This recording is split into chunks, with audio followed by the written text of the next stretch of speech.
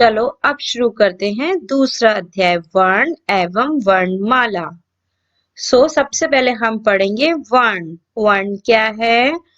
भाषा की जो सबसे छोटी इकाई होती है उसे हम कहते हैं वर्ण। जैसे ये क्या है? बकरा, ब अ क अ र आ, बकरा। ये क्या है? जूता, ज ऊ ता आ, जूता। ये क्या है? मेज, म ए ज आ, मेज। तो हमने इनमें देखा कि ये सभी शब्द मूल ध्वनियों के मेल से बने हैं। इन ध्वनियों के और टुकड़े नहीं किए जा सकते। हमने देखा कि हर एक भाषा में अनेक वर्ण होते हैं। जिस मूलध्वनि के टुकड़े न किए जा सके उसे वर्ण कहते हैं। वर्ण क्या है?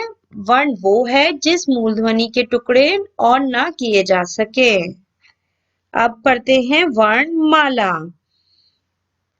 किसी भी भाषा के समस्त वर्णों के क्रमबद्ध समूह को वर्णमाला कहते हैं। अगर वर्णों को एक क्रम में लगाया जाए तो एक हमारे को वर्णमाला मिलती है। हमारी वर्णमाला में स्वर हैं और व्यंजन हैं। कौन कौन से स्वर हैं हमारी वर्णमाला में? आ, इ, ई, उ, ऊ, री, ए, ऐ, ओ, औ। ये सब हैं स्वर। आ से अनार, पड़े आ से आम, ई से इमली, ई से ईख, ऊ से उल्लू, ऊ से ऊन, री से ऋषि, ए से एड़ी, आई से ऐनक, ओ से ओखली, औ से औरत। ये सब है हमारे स्वर। अब हमारे अंग और आहा, ये है हमारे अयुग्मवाहा। जैसे अंग से अंगूर, इसमें हमारी बिंदी लगती है। अब पढ़ते हैं व्यंजन। ये सब है हमारे व्यंजन। का से कबूतर, खा से खरगोश, गा से गमला, घा से घड़ी, अणा। चा से चम्मच, छा से छतरी, जा से जहाज, झा से झंडा, इया। टा से टमाटर, ठा से ठठेरा, डा से डमरू, ढा से ढक्कन, अणा।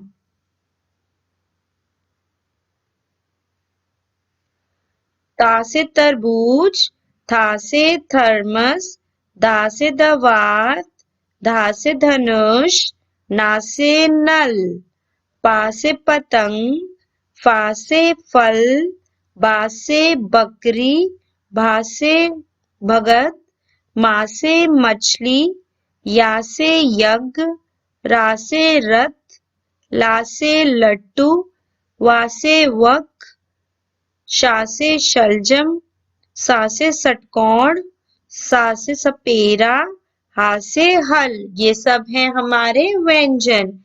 इस तरीके से हमने देखा हमारी वर्णमाला में स्वर और व्यंजन आते हैं।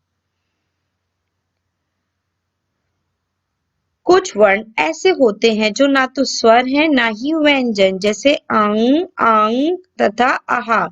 ये ऐसे तीन वर्ण हैं जो कि ना स्वर हैं ना ही व्यंजन। इन्हें हम कहते हैं अयोगवाह। चार वर्ण ऐसे हैं जो कि दो वर्णों से मिलकर बने हुए हैं, जैसे कि छा बनाए क और श से मिलके, त्रा बनाए त और रा से मिलके, ज्ञा बनाए ज और अंग अइया से मिलके, श्रा मिला श और रा से मिलकर। इस तरीके से ये चार वर्ण हमारे दो वर्णों को मिलाकर बने गए हैं। चलिए अब हम पढ़ते हैं। ये भाषा को ध्वनियों के माध्यम से बोला जाता है। जिस मूल ध्वनि के टुकड़े ना किया जा सके उसे वर्ण कहते हैं। वर्णों के क्रमबद्ध समूह को वर्णमाला कहते हैं। चलिए अब आते हैं अभ्यास माला पर। पहला, संयुक्त व्यंजनों का प्रयोग करते हुए दो दो शब्द लिखिए।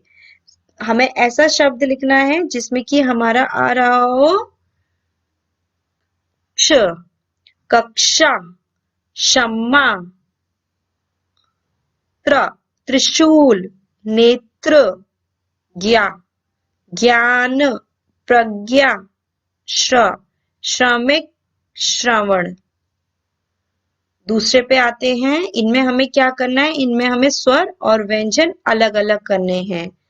का क्या है? व्यंजन। आ क्या है? स्वर। जा क्या है? व्यंजन। ना क्या है? व्यंजन। ला क्या है? व्यंजन। ओ क्या है? स्वर। अ क्या है? स्वर। ई क्या है? स्वर। ए क्या है? स्वर। हा क्या है? व्यंजन। मा क्या है? व्यंजन। औ क्या है? स्वर। इस तरीके से हम स्वर और व्यंजन को अलग अलग करते हैं। तीसरे पे आते हैं। वर्णमाला में कितने स्वर होते हैं? सभी स्वरों को लिखिए। हमारी वर्णमाला में 11 स्वर होते हैं। आ, ई, उ, री, ए, ऐ, ओ, औ। ये सभी हमारे स्वर हैं। अब आते हैं चौथे पे। छूटे हुए व्यंजनों को लिखिए।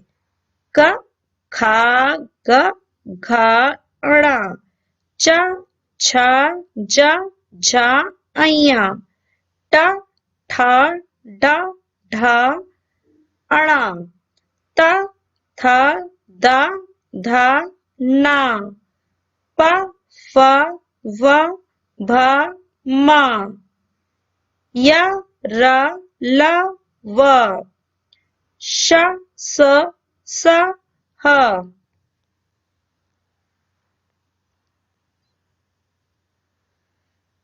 चलिए अब हम करते हैं पांचवा। वर्णों को जोड़कर हमें लिखना है कि कौन सा शब्द बनेगा।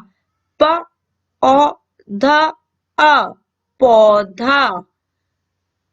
ज, अ, ग, अ, जग। भ, आ, ल, उ, भालू। स, उ, म, अ, न, अ, सुमन। च, ई, ल, अ, चील। प, उ, ज, आ, पूजा। त, आ, ल, आ, ताला। ख, ई, र, अ, खीरा। इस तरीके से हम वर्णों को जोड़कर शब्द बनाते हैं। अब हमें क्या करना है? इसमें हमें निम्नलिखित शब्दों के वर्णों को अलग अलग करके दिखाना है। जैसे कि जाला, ज, आ, ल, आ, जाला। कबूतर का हो जाएगा हमारा क, आ, ब, उ, त, आ, र, आ। तोता का हो जाएगा हमारा त, ओ, त, आ। गुलाब का हो जाएगा हमारा ग, उ, ल, आ, ब, अ। थैला का हो जाएगा हमारा थ, ए, ल, आ, थैला। इस तरीके से हमें इन शब्दों को, वर्णों को अलग अलग करके लिखना है।